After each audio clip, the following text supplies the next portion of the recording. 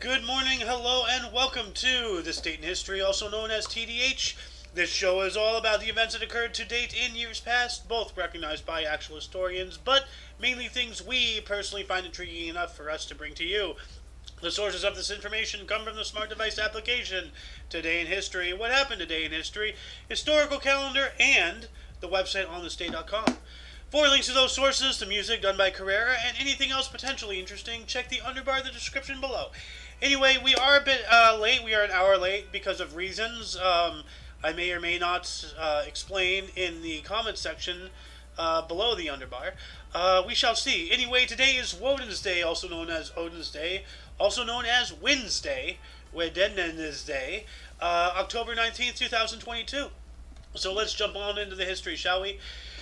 Starting us off in the year 202 BC, Battle of Zama, Hannibal Barca and the Carthaginian army were defeated by Roman legions under Scipio Africanus, ending the Second Punic War. And as I may or may not have explained in the comments section, I've already done a bit of the show and everything. So if you look actually in the underbar right now, there's a couple links. There's one link already. Honorary degree. So I guess I didn't have a link to that.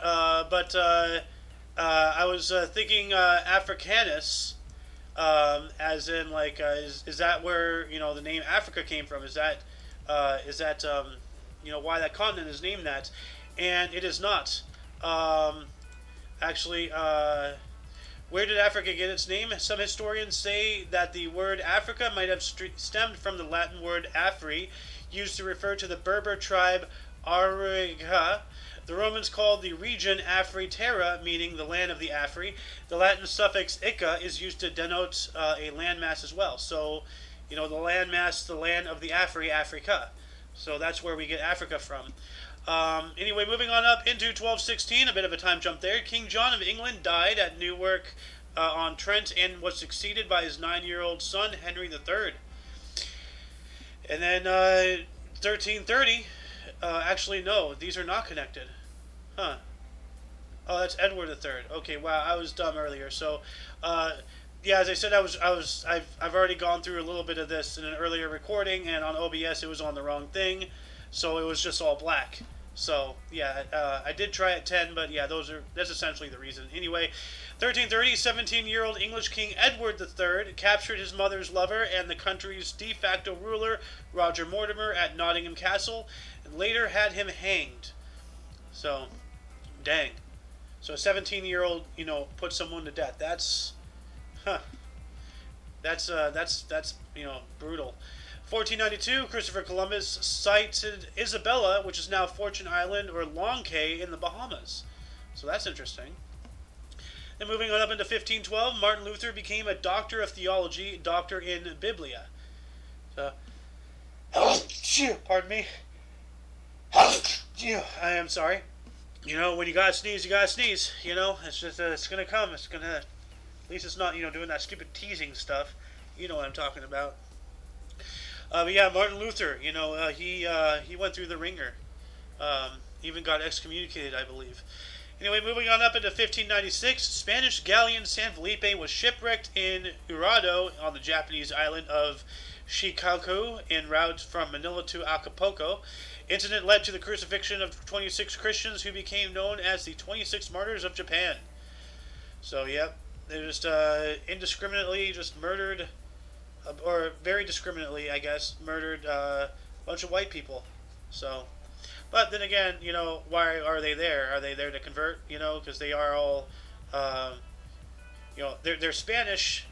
We all know what the Europeans did. They colonized and everything, and even the recent incident. Well, not recent right now, but the most recent incident. Not even the most recent incident, but the last time somebody was allowed to go to the to that island in the Indian Ocean, Sentinel Island. He was trying to go there to convert people to Christianity, and they killed and ate him. So, stop trying to force your shit on others, Christians. Come on. Anyway, moving on up into 1781, British forces under General Charles Cornwallis signed the terms of surrender to George Washington and Comte de Rochambeau at Yorktown at 2 p.m., ending the U.S. Revolutionary War, which is 5 minutes ago, actually. That would be 2 p.m. on the East Coast. So 5 minutes ago, this happened on this date in 1781. So that's really cool. That's really, really cool.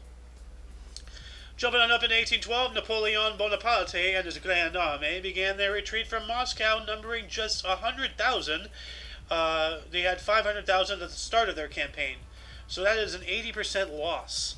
So they're at 20% of their original numbers. That's not good. So but they began their retreat. So that's why. Not even Napoleon could fully conquer Russia. Moving on up into 1845, Richard Wagner's opera Tannhauser premiered in Dresden. Alright. And let's see, what else happened here? We have a meeting of interest in 1882. Pierre Savorgnan de Brazza met Henry Morton Stanley. Alright. And he was a journalist and explorer. So, let's see, who is this guy actually? Let's look him up. Something I haven't done before. Let's see here.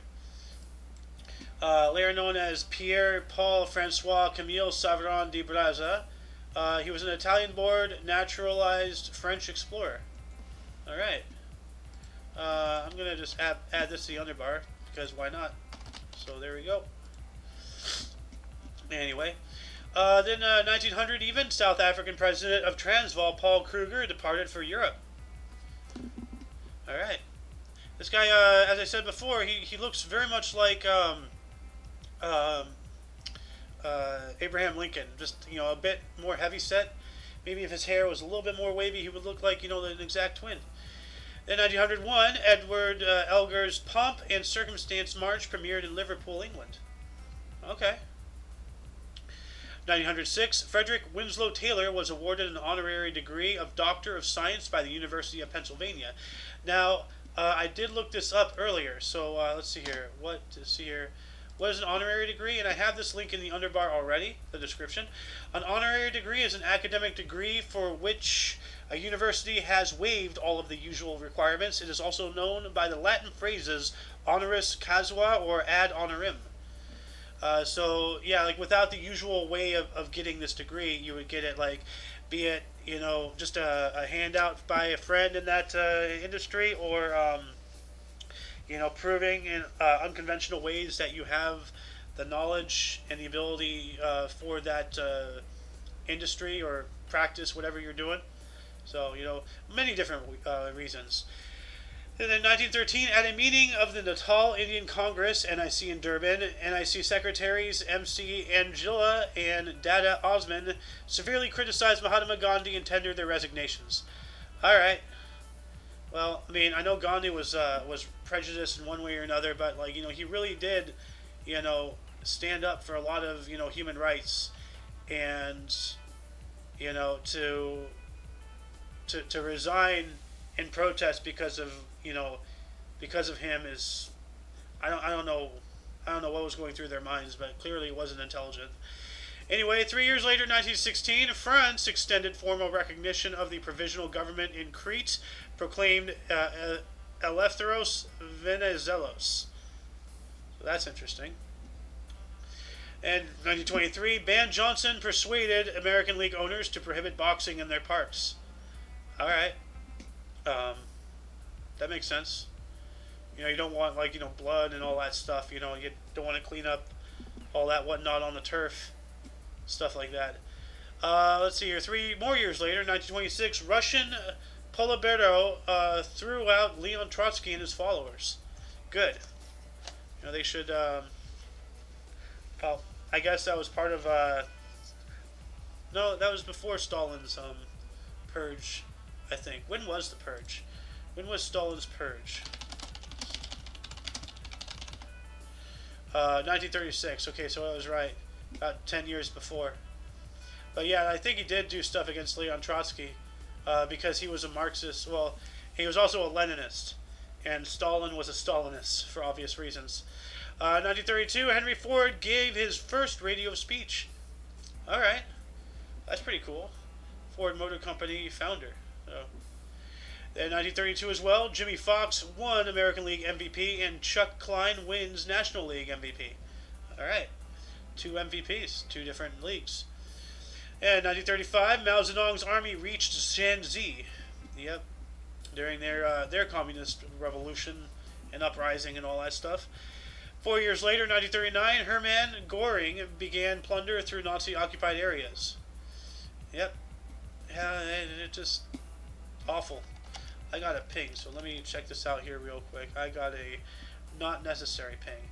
Anyway, 1944, John Van Druten's I Remember Mama premiered in New York City. Okay. And 1953, singer Julius La Rosa was fired on TV by Arthur Godfrey. Well, that's not cool. You know, being on the television and getting fired, that's embarrassing. So, in 1957, Montreal Canadian Maurice the Rocket Richard became the first National Hockey Leaguer to score 500 goals. That's cool. That's a lot of goals. All the way back in 1957. When was the NHL founded? Let me look that up here really quick. Just to get a time basis on how long that took. When was the NHL founded? November 26, 1917. So 1957. So 40 years. So that seems like a long time. But still. Alright. 365 days later, 1958, String Moss won season-ending Moroccan Grand Prix at Ain Diab, but fellow Brit Mike Hawthorne took World Drivers' Championship from Moss by just 1 point by finishing second, the first British world champion. Nice, good on him. We got a historic event here in 1960. Martin Luther King Jr. was arrested in an Atlanta sit-in. Yeah, how many times was he arrested? Let's see here. How many times was Martin Luther King arrested? He went to jail 29 times. He was arrested for acts of civil disobedience and on trumped-up charges, such as when he was jailed in Montgomery, Alabama in 1956 for driving 30 miles per hour in a 25-mile-per-hour zone. Yeah, that's ridiculous. So, but hey, don't give them any reason to go after you, man. It's not hard to just drop it down to, five less miles an hour. Stick on that line, give them no reason, and then still fight them, 1966, Bobby Orr made his National Hockey League regular season debut for the Boston Bruins against the Detroit Red Wings. All right, welcome to the NHL. Then we got some more sports history in 1969. This guy, I think he's the guy that somebody was talking about earlier a couple shows ago. Scottish Matra Ford driver Jackie Stewart finished fourth in season-ending Mexican Grand Prix to win his first F1 World Drivers' Championship by 26 points from Jackie X of Belgium. So, woo, yeah. And we got a music single in 1973. Ringo Starr released music single Photograph in the United Kingdom. All right. 1974, Australian tennis star Yvonne Goolagong won her first WTA Tour Championship, defeating Chris Everett 6-3, 6-4 in the final at the Los Angeles Sports Arena. And you got some more history. In 1976, U.S. President Gerald Ford signed first major revision of copyright law since 1909. Dang. So, Go look up various copyright laws. There's always... This smells of Disney, actually. Now that I think about it. Did Disney have... I'm not even going to bother because the question is too long. I'm just going to move on up to 1981. Nicholas Bloembergen and Arthur Schawlow won the Nobel Prize for Physics in the laser. That's cool. 1986, Alan Border scored the 1,000,000th run in all-test cricket versus India in Bombay. Cool. 1,000,000th run. That's a lot of runs. 1987, Woody Woodward resigned as New York Yankee GM. Lou Piniella was named GM, and Billy Martin was named New York Yankee manager for a fifth and final time. Dang. Billy Martin. We had a film premiere in 1990, Dances with Wolves, directed by Kevin Costner and starring Kevin Costner and Mary McDonnell, premiered in Washington, D.C., later to receive the Academy Awards Best Picture in 1991. I've seen that movie. It's interesting. Got a music single here in 99. Cher released Believe single, Billboard Song of the Year 1999, Grammy Award Best Dance Recording of 2000. Is that the Do You Believe in Love After Love? I wonder if that was the one. Anyway, 4 years later, in 2003, Mother Teresa of Calcutta was beatified by Pope John Paul II. Damn right. Or, heck yeah, or heavens yes. I don't know. Yeah. Anyway, 2005, Saddam Hussein went on trial in Baghdad for crimes against humanity. Yep. Yeah, I remember we found him in a little spider hole. What a coward. In 2015, Canadian federal elections, Justin Trudeau's Liberal Party won a majority with 184 seats. Not good. Not good. The face of evil right there. The real face of evil. We got another election of interest in 2016, third U.S. presidential debate. Donald Trump notably refused to say if he will accept the result of election during debate with Hillary Clinton at Nevada University, Las Vegas. Okay, who cares? And another, the face of evil, the devil. One more year later, in 2017, New Zealand Labour Party formed a coalition government led by Jacinta Ardern, and at the age of 37, the youngest NZ leader in 161 years. Dang. That's pretty cool. Moving on up into 2019, United Kingdom Parliament voted for the United Kingdom Parliament voted for the Letwin Amendment in a special Saturday sitting, which forced Boris Johnson to ask the EU for an extension and delayed vote on his Brexit deal. Haha. So he's backpedaling, I see. 2019 as well, U.S. Democratic Representative Alexandria Ocasio-Cortez endorsed Bernie Sanders for president. Another face of evil right there. Or face of ignorant evil. This is just a face of dumb. So... And then before we move on to the births and deaths, audience, were there any articles that grabbed your attention more than most? Anything that you would like to elaborate on? Anything, any questions you have, any answers you have?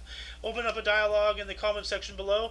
As I said earlier in the beginning of the show, I may or may not post why the show's an hour late. But anyway, moving on in the birth, starting us in the year 1276, we have Prince Hisaki, was a Japanese shogun, and died in the year 1328.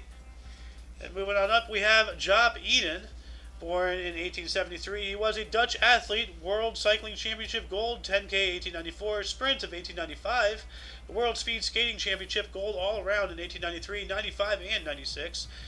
Born in Groningen, Netherlands, and he died in 1925. So we have Miguel Angel Asturias, 1899, a Guatemalan novelist, Hombres de Mays, Nobel 67, journalist and poet, born in Guatemala City, dying in 1974. But then in 1900 even, we have Bill Ponsford. He was an Australian cricket batsman, 29 tests at 48 and 22, 7-time 100s. First class 13, 890 runs at 65.18, Victoria. Born in Melbourne, Australia, dying in 1991. I really wish I knew anything about what I just read, but unfortunately I don't. Anyway, let's see here. Who else was born on this date? James Bivell, 1936, a U.S. civil rights activist, Southern Christian Leadership Conference, Direct Action, born in Itabena, Mississippi, dying in 2008. Huh. He kind of looks like an old Mr. T.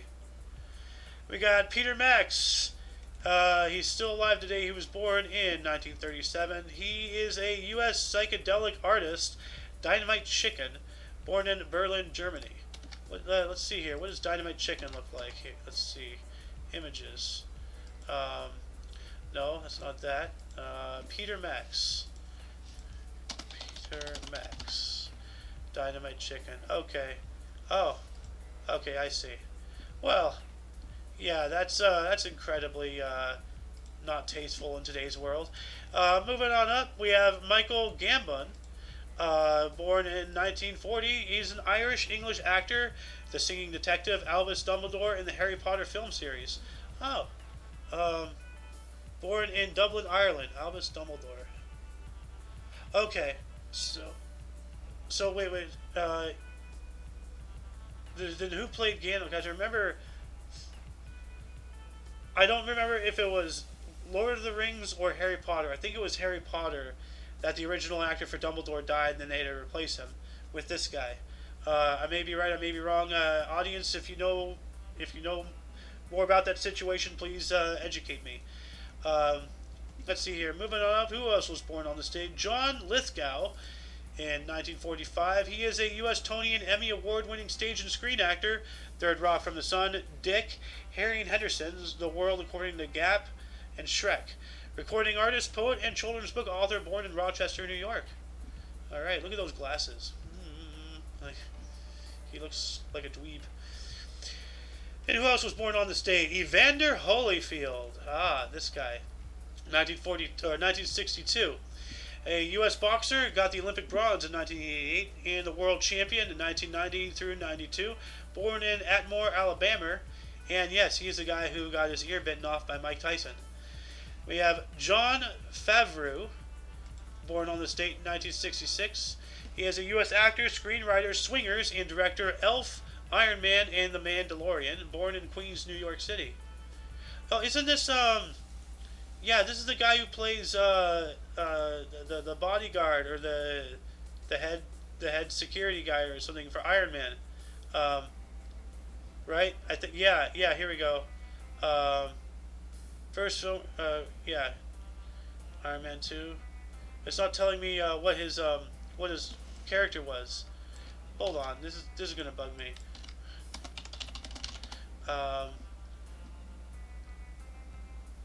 He was what was his freaking character? Character name. Yeah, here we go. Happy. Okay.